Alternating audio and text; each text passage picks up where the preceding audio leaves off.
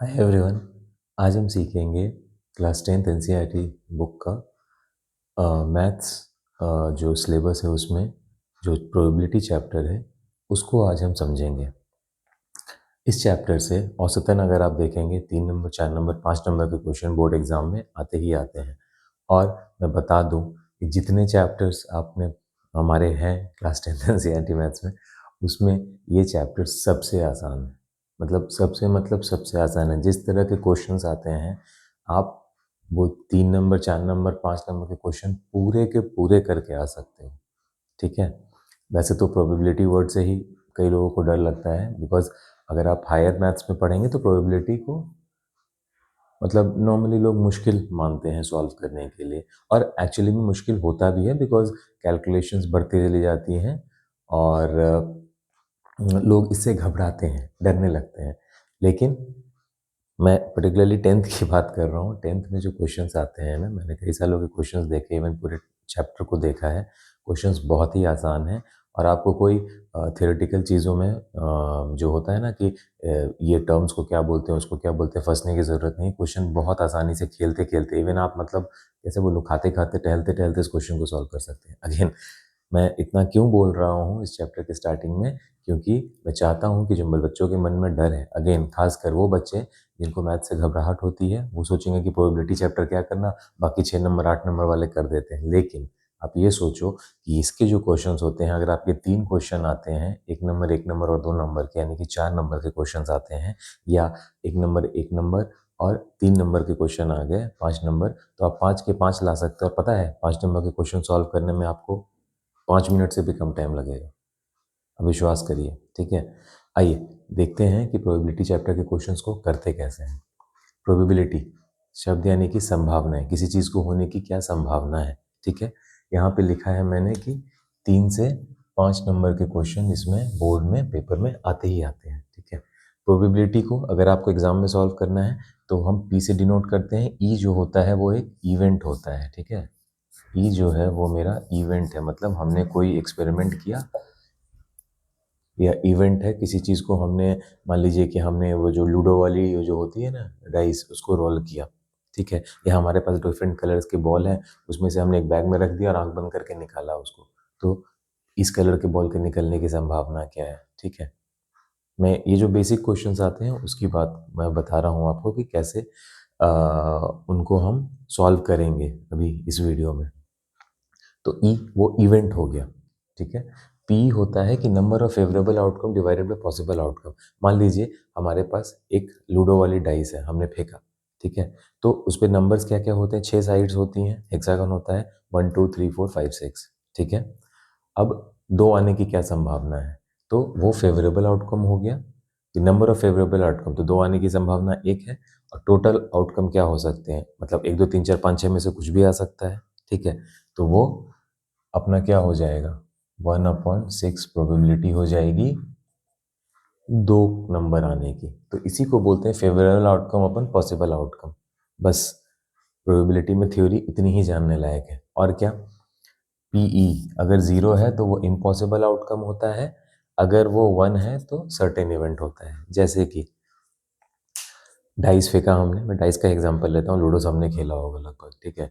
अब कोई ये बोल दे कि 7 से कम, मतलब डाइस में तो क्या होते हैं, 1 2 3 4 5 6 ही होते हैं, तो 7 से कम आने की संभावना, 7 नंबर से कम आने की संभावना कितनी है डाइस में।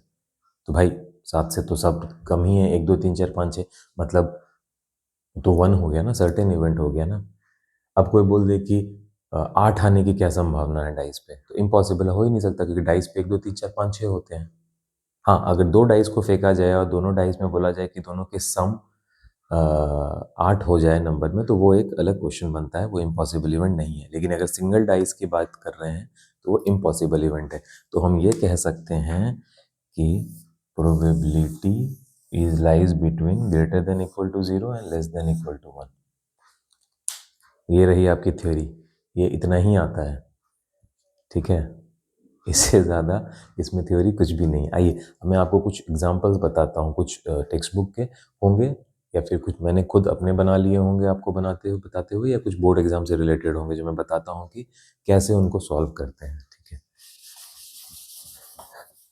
ये बहुत ही इजी होते हैं और जैसा कि मैं बता रहा हूँ, मेरा मकसद है आपके मन से डर निकालने का, ठीक है। मैं आपको 2-3 एग्जांपल बताता हूँ और ये प्रोबेबिलिटी ऐसी चैप्टर है ना जिसमें कि मुझे ज़्यादा मतलब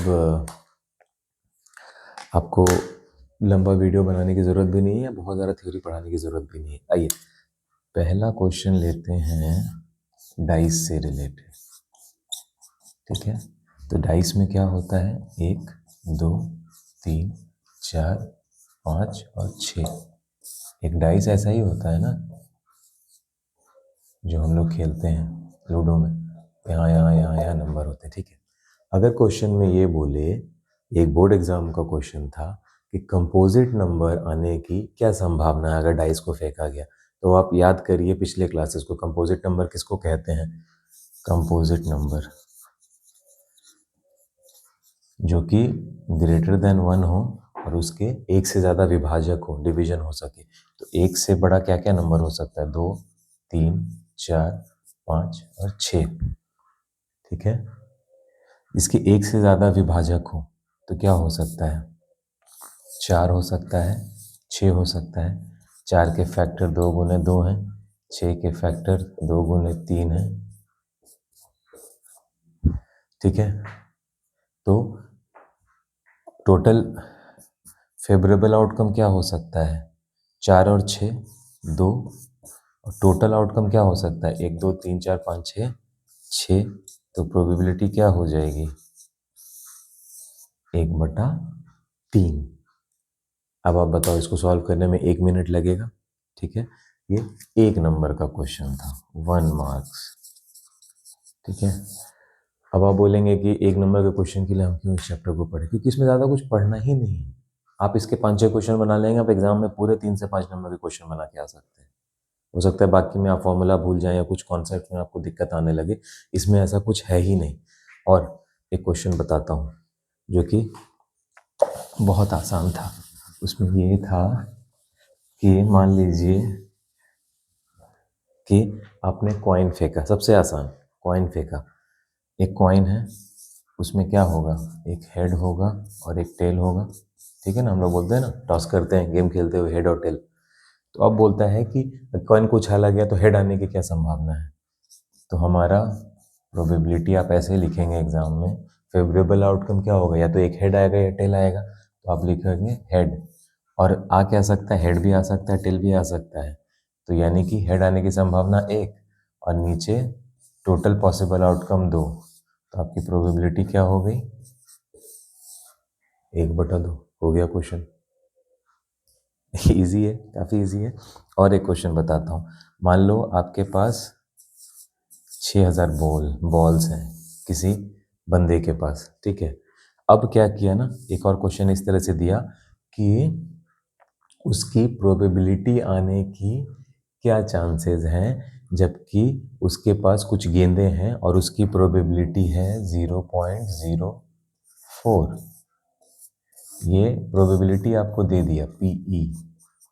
तो फॉर्मूला क्या बोलता है, या कॉन्सेप्ट क्या बोलता है, या बेसिक्स क्या बोलते हैं, favourable outcome upon total outcome.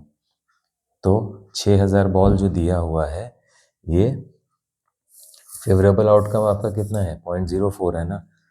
तो कुछ नहीं करना है, आपके पास कुछ बॉल हैं, बहुत सारी बॉलों में से उसके आने की प्रोबेबिलिटी 0.04 है। तो आपके पास कितने बॉल हैं, ठीक है। इसमें कुछ नहीं करना है, इसमें आपको ये भी नहीं लगाना है, ये तो मैंने बेसिक्स बताया ना आपको, फेवरेबल अपॉन टोटल। इसमें कुछ नहीं करना है, 0.04 इंटू 6000। क्यों, क्योंकि आपके पास जब 480 बॉल्स रहेंगे, उसी को तो आप 6000 से डिवाइड करेंगे तो आपकी प्रोबेबिलिटी आने के चांसेस 0.04 होंगे ना। अब आप देखो, कुछ करना है, इसमें सिर्फ गुना करना है जो दिया हुआ है, राइट। और एक क्वेश्चन बताता हूँ आपको, रुकिए।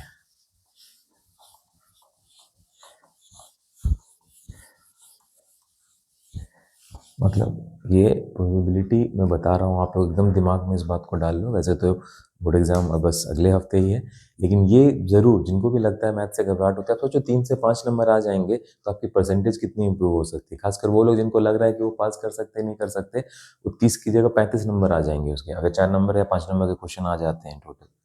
जैसे कि किसी के पास ब्लू बॉल है और वो है 5, ग्रीन बॉल है वो है 4 और रेड बॉल है वो है 3।